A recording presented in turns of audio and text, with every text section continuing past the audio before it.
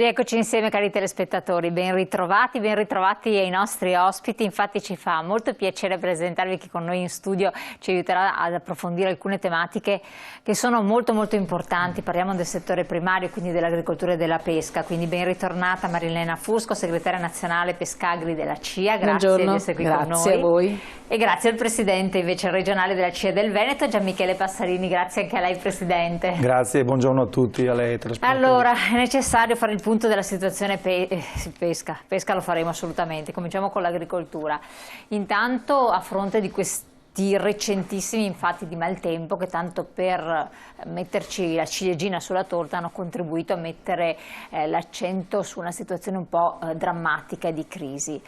È che non si ha bene il punto della situazione, le persone si sentono disinformate perché ci sono notizie che vengono da una parte, non c'è grano a sufficienza, di conseguenza gli allevamenti ne subiscono delle conseguenze, delle ripercussioni, la nostra agricoltura ha avuto un incremento di produttività, ma c'è la siccità, ma c'è troppa piovosità, ma c'è la grandine, sta succedendo di tutto e di più, prezzi alle stelle sotto tutti i profili. Allora, Presidente, facciamo un po' un quadro, poi analizzeremo i vari settori perché ce ne sono tanti e vedremo anche di approfondirli e io risponderò alle vostre mail perché ho già diversi punti, quindi risponderò un po' a tutti facendo le domande al Presidente. Beh, da dove partiamo? Partiamo dalla situazione di questi giorni, maltempo, quindi prima siccità, pioggia, però quando arriva la pioggia non arriva buona. Allora, diciamo che purtroppo l'agricoltura in questo ultimo periodo sta vivendo dei momenti drammatici dovuti a tutta una serie di fattori. Io aggiungerei anche la problematica dell'acqua che abbiamo avuto, ci hanno salvato alcune piogge che ci hanno dato la possibilità ancora nel periodo di semina di poter avere delle produzioni, ma che comunque risulterà un calo. Oggi siamo in una fase critica perché i costi sono aumentati, i costi dell'energia, i costi del gasolio, ma anche i costi delle materie prime che noi diamo nei nostri campi, pensiamo ai fertilizzanti, che da questo punto di vista può incidere ad esempio il problema che abbiamo con l'Ucraina, la guerra dell'Ucraina, mentre nella parte energetica è una cosa che è già cominciata probabilmente già nella fine del 2021.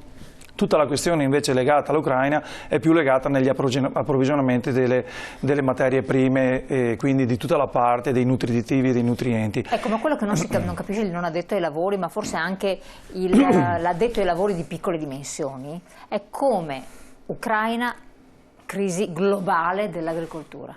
Cioè, questo che noi dipendiamo così tanto in un mondo globalizzato dall'Ucraina. Allora bisogna distinguere due cose. Noi di fatto dall'Ucraina dipendiamo poco, perché soprattutto per i nostri prodotti italiani che sono prodotti a denominazione di origine abbiamo degli approvvigionamenti che sono territoriali. L'Europa in sé ha una buona disponibilità.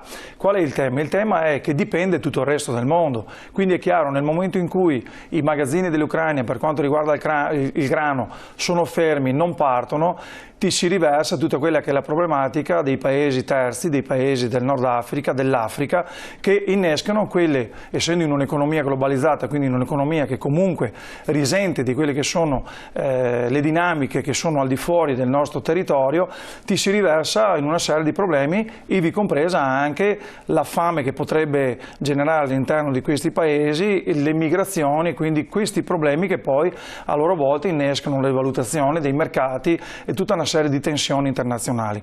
Per quanto riguarda invece l'economia italiana, l'agricoltura italiana, ad oggi sconta la difficoltà del rialzo dei prezzi, che non è strettamente legata all'Ucraina, parte già in una fase di fine 2021, una crisi probabilmente legata all'energetico, una crisi legata anche all'approvvigionamento delle materie prime e che quindi sfalda un po' tutto quello che è l'equilibrio. Se pensiamo che oggi il mais è quotato a prezzi che sono il doppio e il triplo rispetto a quelli dell'anno scorso, è chiaro che può andare bene per chi lo produce, ma chi lo deve consumare come gli allevamenti diventa un problema perché c'è un rialzo dei costi di produzione e quindi non stanno più sul mercato. Questo secondo un po' le vostre stime, le vostre previsioni, quanto potrebbe andare avanti, quindi che cosa attenderci?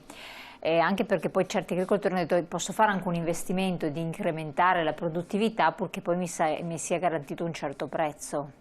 Ma quello è il tema che noi abbiamo posto già ancora in sede di presemina, cioè paradossalmente oggi, se guardiamo i valori di mercato dei cereali, sono valori che sono sostenibili dal punto di vista del contenimento anche dell'aumento dei costi di produzione, perché con una mais a 40-41 euro, un frumento che va lì vicino, cioè possiamo permetterci di avere una redditività ancora garantita. Il problema è sapere cosa succederà sotto Trebbia. Quel prezzo che oggi abbiamo sarà un prezzo che comunque verrà mantenuto o ci sarà un'inflazione dovuta anche alle maggior produzione che rischierà di abbassare il valore del cereale sotto Trebbia. È chiaro che questo poi cosa innesca? Innesca dei problemi perché tu hai sostenuto dei costi alti e avrai un problema di valore di mercato nel momento in cui tutto ciò accadesse.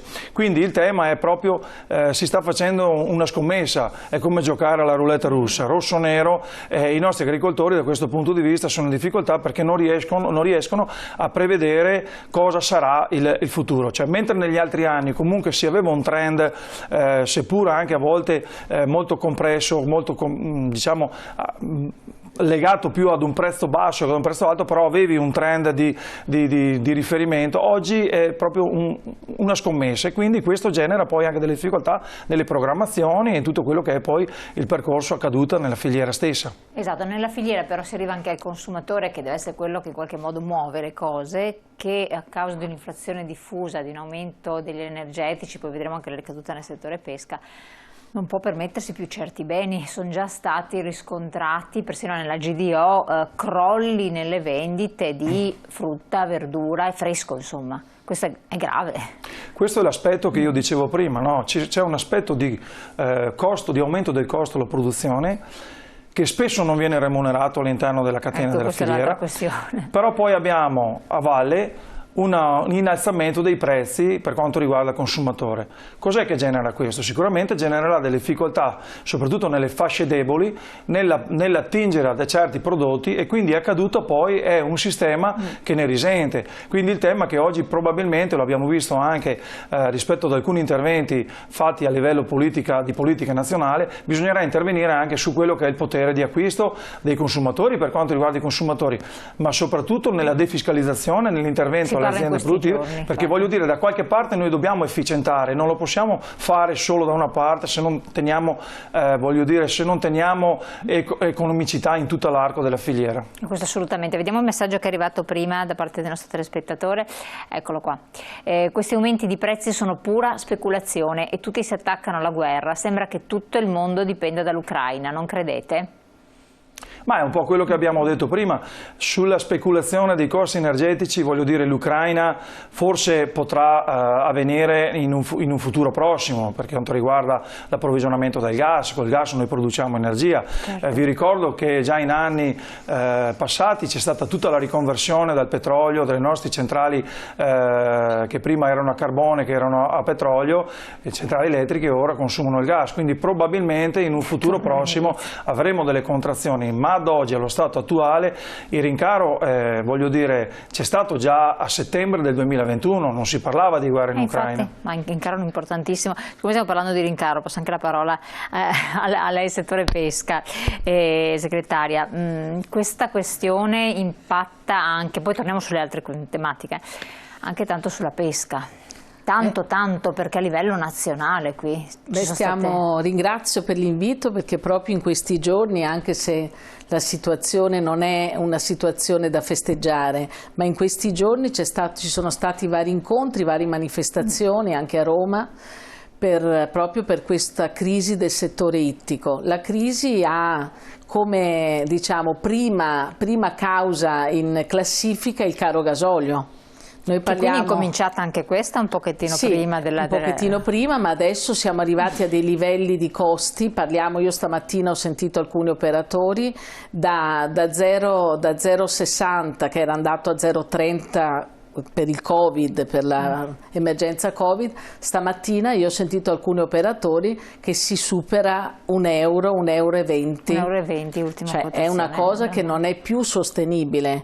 Non è sostenibile perché un pescatore che esce con un equipaggio anche di 2-3 persone arriva a terra, quanto deve metterlo il pesce per poter poi pagare i suoi operai?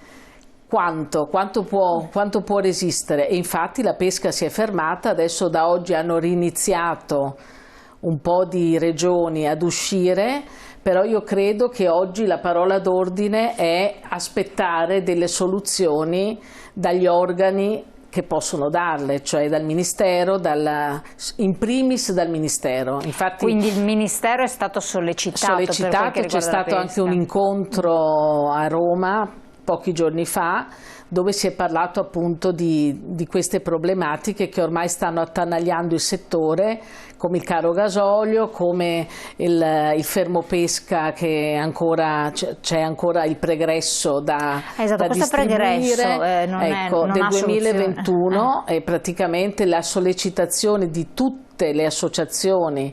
I miei colleghi ci stiamo stringendo attorno al settore, perché questo settore ci chiediamo se deve chiudere, deve morire, cioè non devono andare più in mare, non devono cioè i pescatori il settore pesca che fine deve fare? Perché questo tutti si chiedono, perché finché c'è un problema c'è una soluzione, ma quando i problemi cominciano a sommarsi diventa difficile la soluzione, perché se non c'è il caro gasolio ci sono le misure restrittive dell'Europa, c'è il fermo pesca che non viene pagato, c'è la cassa integrazione che ancora è lì che aspetta delle soluzioni. Non è stata definita la cassa integrazione. Si sta definendo, però le risposte, cioè noi abbiamo sul piatto tante cose, ma non abbiamo oggi delle risposte. Io posso solo dire che ho visto 2 giorni fa che la Regione Veneto con le altre regioni, cioè il distretto dell'Alto Adriatico, ha scritto al Ministero, si è fatto carico l'assessore Corazzari, che io ringrazio come associazione, proprio per questa emergenza che è diventata insostenibile. C'è stato un incontro anche sabato mattina con le sigle sindacali a Chioggia per gli imbarcati, perché sono dei lavoratori. E allora, tutti ci aspettiamo una soluzione e non sempre di sentirci dire che prima ci dicevano il Covid, adesso anche ci dobbiamo sentir dire anche noi che è colpa della guerra in Ucraina.